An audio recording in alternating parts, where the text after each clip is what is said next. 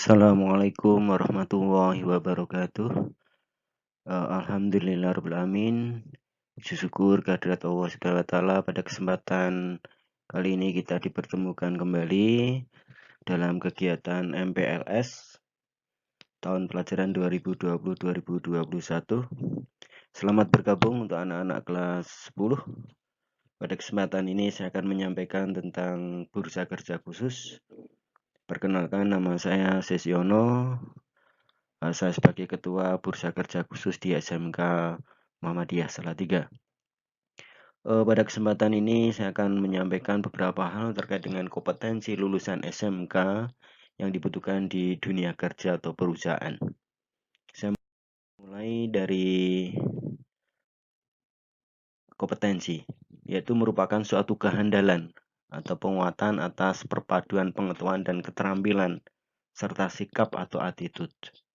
Sehingga di sini sangat dibutuhkan untuk memasuki dunia kerja.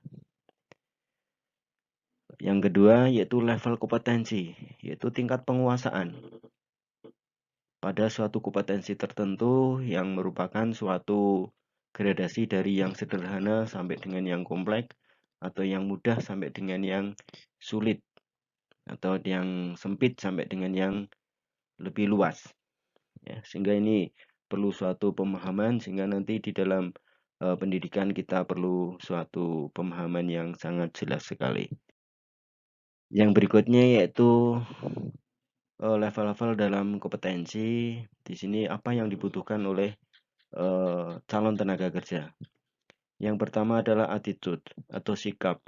Di sinilah sikap daripada suatu calon tenaga kerja harus benar-benar bagus. Karena disinilah awal mula daripada suatu sistem untuk memasuki suatu lapangan kerja. Yang kedua yaitu personal karakter, yaitu karakter daripada seseorang di sini akan terlihat sekali di mana karakter ini baik atau tidak dalam suatu kesehariannya. Yang ketiga yaitu skill atau keterampilan.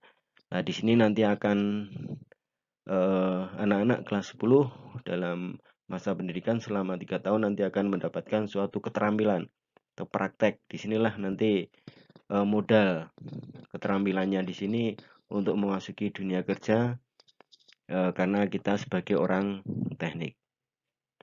Yang berikutnya yaitu knowledge atau pengetahuan.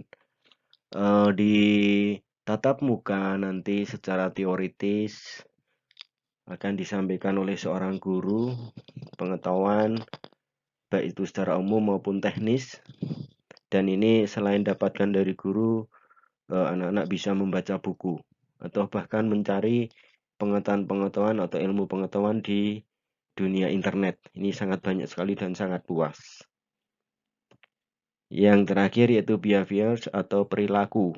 Nah, inilah titik akhir daripada seseorang calon tenaga kerja mempunyai perilaku yang baik atau tidak. Nah, dari kelima inilah yang dinamakan dengan kompetensi. Sehingga disinilah yang harus dimiliki oleh calon tenaga kerja.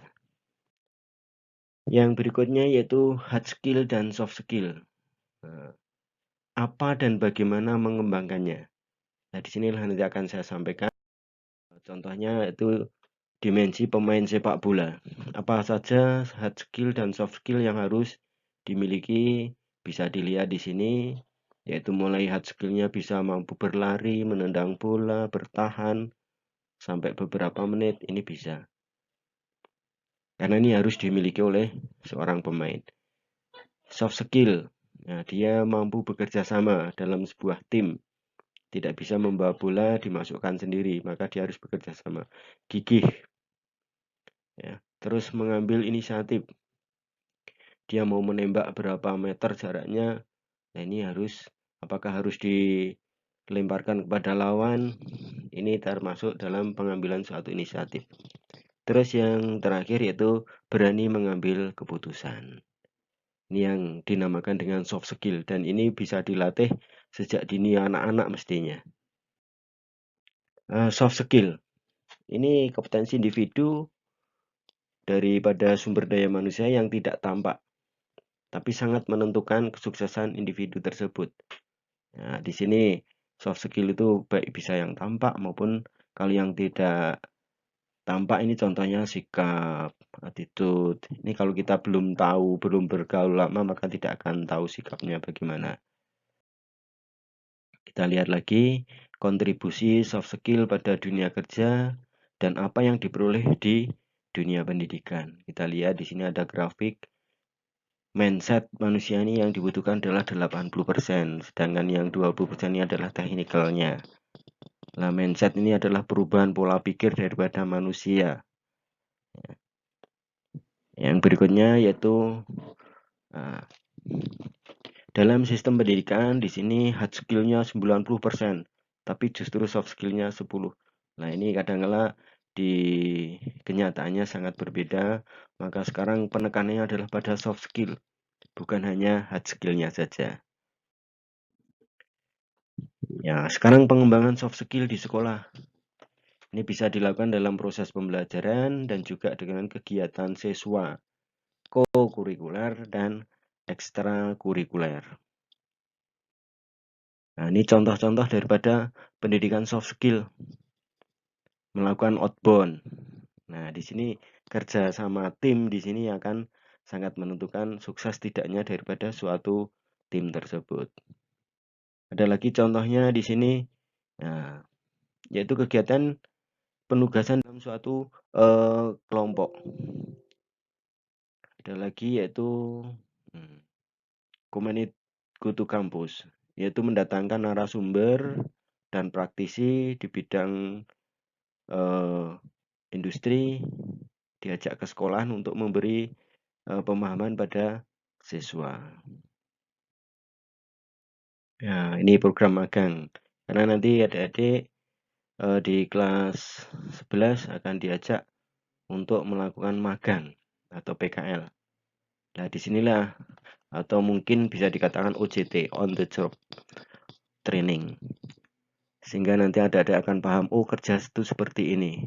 Nah, disinilah pelatihan-pelatihan yang harus dilakukan. Nah, ini contoh lagi, yaitu melakukan suatu kunjungan. Ya. Ini dilakukan pada saat kelas 11. Ini contohnya adalah siswa SMK Muhammadiyah Salatiga melakukan kunjungan industri di PT Sosro Karangjati, yaitu pabrik teh botol. Jadi sukses itu bisa dimulai dari impian. Ya, kalau kita mimpinya baik, pengen sukses, insya Allah akan bisa. Demikian yang bisa saya sampaikan, kurang lebihnya mohon maaf. Bila mana ada kesalahan saya mohon maaf. Mudah-mudahan kita segera bisa bertemu kembali di pembelajaran normal di kelas. Mari kita berdoa bersama, mudah-mudahan pandemi COVID-19 ini akan segera berakhir dan kita bisa bertemu bersama di kampus kebanggaan kita yaitu SMK Muhammadiyah Salatiga. Cukup sekian. Wassalamualaikum warahmatullahi wabarakatuh.